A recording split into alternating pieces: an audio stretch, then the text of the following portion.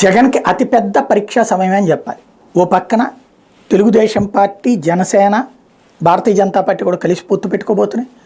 మరొక వైపున కాంగ్రెస్ పార్టీ, కమ్యూనిస్టులు కలిసి ఒక్కోటమవుతున్నారు. కాంగ్రెస్ పార్టీకి షర్మిల వచ్చింది, తద్వారా కొంత టెంపర్ ఉంటుంది. కమ్యూనిస్టులు కూడా కలుస్తున్నారు ఐఎన్డీఏ కూటమిగా. టోటల్గా ఇది జగన్కి పెద్ద పరీక్ష. ఎట్లా అంటే ప్రభుత్వ వ్యతిరేక ఓటు పోలరైజేషన్ ఒకవైపు, ప్రభుత్వ అనుకూల ఓటు షర్మిల ద్వారా తీసుకెళ్లేటువంటి ప్రయత్నం మరొక వైపు.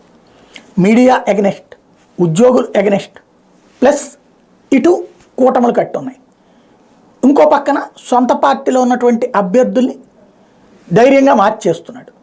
తద్వారా టోటల్గా అన్ని వైపుల నుండి, అంటే ఇట్లా వీళ్ళలో అసంతృప్తులు, అసమ్మతులు ఎగనెస్ట్ అవుతారు. ఇన్ని వైపుల నుండి సాధారణంగా ఎందుకు వచ్చిన గొడవ అని సర్దుకుపోయే మనస్తత్వాలు ఉంటాయి. ఇతను వచ్చేటప్పటికి అది పట్టించుకోడు, తను అనుకున్నది చేసుకుంటూ పోతాడు. బుజ్జగించే కార్యక్రమాలు చేయడు, నా పద్ధతి ఇది అని చెప్పేస్తాడు. ఇట్లాంటి సందర్భంలో ఇన్ని రకాల పరీక్షల్ని గతంలో తను పార్టీ పెట్టక ముందు నుంచి అదే సమస్యలు. అంతకుముందు కాంగ్రెస్లో ఉన్నప్పుడు ఒక సమస్య, తన పని తను చేసుకోనీకపోవడం. ఆ తర్వాతన తన మాట లేదని అధిష్టానం జైల్లో పడేయటం. ఆ తర్వాతన పార్టీ పెట్టుకుని గెలిస్తే తనని తొక్కేయడానికి 23 మంది ఎమ్మెల్యేలని యువతలకు తీసుకెళ్ళడం, పార్టీని వీక్ చేసే ప్రయత్నం చేయడం. ఆ తర్వాతన మళ్ళీ రఘురామకృష్ణరాజు లాంటి వాళ్ళు ఎదురు తిరగడం. ఓవరాల్గా ప్రతి క్షణం జగన్ని పరీక్షలతో పొడుస్తూనే ఉన్నారు.